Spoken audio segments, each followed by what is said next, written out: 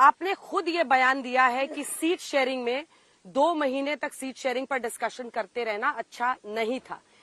इस बार बंद कमरे में मुख्यमंत्री पद को लेकर क्या बात हुई है, कुछ आप लोग स्पष्ट बताइए, क्योंकि आप लोगों ने इस बार उद्धव ठाकरे का चेहरा खुलकर नहीं कहा है कि ये सीएम पद के उम्मीदवार होंगे। पिछली बार बंद कमरे में क्या बात हुई थी जिसकी वजह से उन्होंने महायुति से अलग वो हो गए मुख्यमंत्री की कुर्सी के लिए। ऐसे में इस बार क्या गारंटी है कि उद्धव ठाकरे ऐसा नहीं कर सकते हैं, क्योंकि आप लोग सबसे ज्यादा सेंचुरी पार की सीटों पर लड़ रहे हैं। तो आप लोग चाहेंगे क्या नाना पटोले मुख्यमंत्री बन सकते हैं या उद्धव ठाकरे को ही बनाएंगे? मेरा प्रश्न सीधा है, क्या एक बार फिर आप लोग उद्धव ठाकरे का सपना पूरा करेंगे अगर अघाड़ी जीतती है, या फिर कांग्रेस पार्टी का सूखा सीएम बनाकर खत्म होगा महाराष्ट्र में?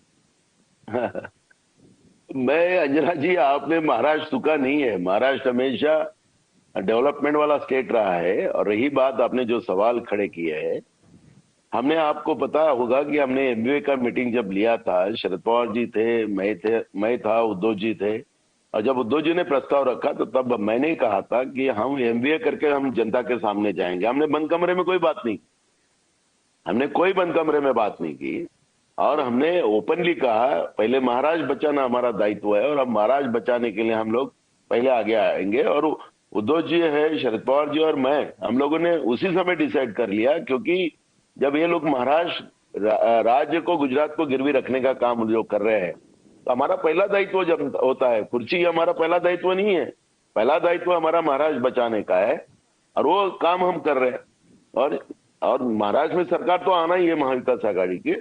हाईकमांड बैठ के डिसाइड करेंगे, उसके लिए कांग्रेस या उद्धव जी या शरद पवार जी, इसमें कोई मतभेद नहीं होंगे, एकदम क्लियरिटी रहेगी। और जब शरद पवार जी का घर तोड़ने का काम इन लोगों ने किया, उद्धव जी का पार्टी तोड़ने का काम किया, तो ये जो घाव जो बीजेपी ने इनके ऊपर बिठाया है, जो चर्चा आप लोग कर रहे हैं कि मुख्यमंत्री बनने के लिए वो इधर जाएंगे, उधर होगा, ऐसा होगा, ये चर्चा ये हमारे उद्धव जी और हमारे शरद पवार जी के बीच में नहीं है। ये मीडिया इस तरह की अफवाहें उड़ा रहे। हम लोग जॉइंटली, क्योंकि आपने देखो नाना पटोले जी जी, एक काउंटर क्वेश्चन है सर। देखिए, एक काउंटर क्वेश्चन है, जहां पर आपकी पार्टी सिर्फ चुनाव में है, आपके विधायक दल के नेता, मतलब विधायक दल की बैठक में आपके विधायक चुनेंगे कि हाँ भाई ये सीएम बनेंगे, वो तो समझ में आता है। लेकिन यहाँ पर तो 3 पार्टियां हैं ना, और सबसे ज्यादा सीटों पर आप लड़ रहे हैं। आप कह भी रहे हैं कि कांग्रेस सिंगल लार्जेस्ट पार्टी बनेगी, तब तो सीएम आपको बनना चाहिए कांग्रेस का।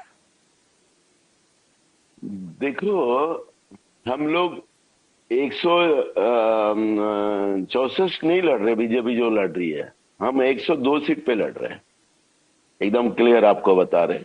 और उसको मेजॉरिटी के लिए 145 एमएलए लगते हैं महाराष्ट्र में पावर में आने के लिए। जब हम उतनी सीटें नहीं लग रहे तो सिंगल लार्जेस्ट पार्टी कैसे हो सकते? एक जो माइंड आपने बना के रखा है कांग्रेस के बारे में, वो पहले थोड़ा सा आप उसमें ये कर लीजिए कि कांग्रेस की भूमिका महाराष्ट्र बचाने की है।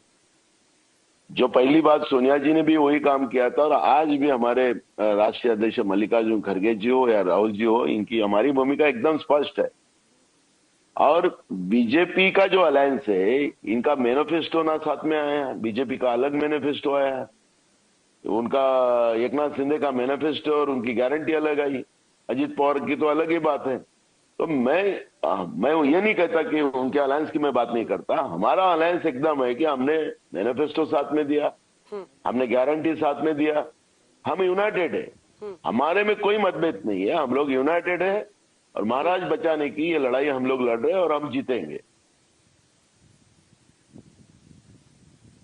ठीक है, एक आखिरी प्रश्न है जिसके 2 हिस्से हैं, फिर से जल्दी से आपसे मैं पूछना चाहती हूँ। देखिए पटोले साहब, आप ही के पार्टी अध्यक्ष ने कर्नाटक में एक तरफ जब डीके बैठे थे और एक तरफ सिद्धारमैया, तो उन्होंने कहा था कि वही वादा करो जो पूरा कर सकते हैं।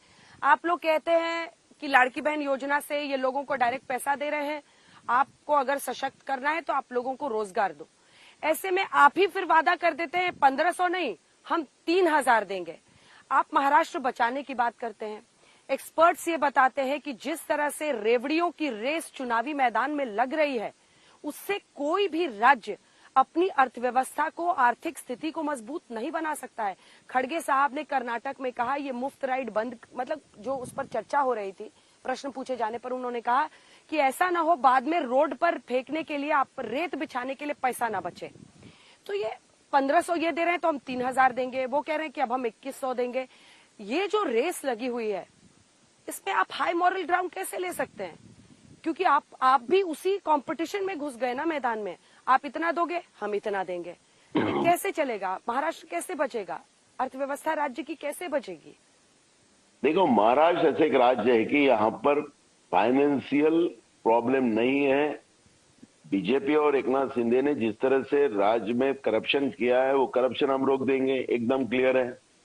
अनिल अंबानी का जैसे 1700 करोड़ का कर्जा माफ किया, कई उद्योगपतियों का कर्जा ये लोग माफ कर लेते हैं। उनको हमको कर्जा माफ करने की जरूरत नहीं है। हम पब्लिक का पैसा, और कितना 1 लाख करोड़ तो लगने वाला है। राज्य में हमारे पास रिसोर्सेस है। महाराष्ट्र ऐसे एक राज्य है कि इसमें रिसोर्सेस है, लेकिन करप्शन जो चला महाराष्ट्र में, ये अभी की सरकार में, ये करप्शन की आप अगर कंपटीशन लगा ले, अंजना जी आप बहुत डिबेट करते हो, बहुत जगह आपका एक कंपटीशन करा लीजिए कि कौन से राज्य में सबसे ज्यादा भ्रष्टाचार है, तो महाराष्ट्र ही 1 नंबर आएगा। भ्रष्टाचारी की जो सीमाएं होती है पूरी, जैसे आज टेंडर इन लोगों ने निकाले कोई रोड के, अभी चुनाव के समय में, उसमें पैसा है ही नहीं, कुछ नहीं, ऐसा निकाल दिया। अबव कितना देना, तो 60%, 70% अबव एक कोई भी सिस्टम में नहीं आता। तो इस तरह से अगर महाराष्ट्र में लूट हो रही होगी, और शिवाजी महाराज के प्रतिमा में ये लोग पैसे खा सकते, तो इनकी मानसिकता क्या होगी, इसका अंदाज आप बना लीजिए। और महाराष्ट्र में जो हमारे राष्ट्रीय अध्यक्ष जी ने कहा था, बराबर कहा था, वही भी राज्यों ने अपनी परिसीमाओं को रखकर ही ये सब बातें करना चाहिए। और ये सब हमने बजट उनके सामने रखा, उसके बाद हमको क्लियरेंस मिला है। हमने हमारे मन से नहीं किया है, हमने राज्य की स्थिति समझा के उनको बताई, और उसके आधार पर हमने क्लियरेंस किया। और पब्लिक का पैसा पब्लिक को देने में क्या तकलीफ है? ये हम लोग कोई बड़े इंडस्ट्रीज को, किसी के मित्रों को देने नहीं चाहते हम लोग।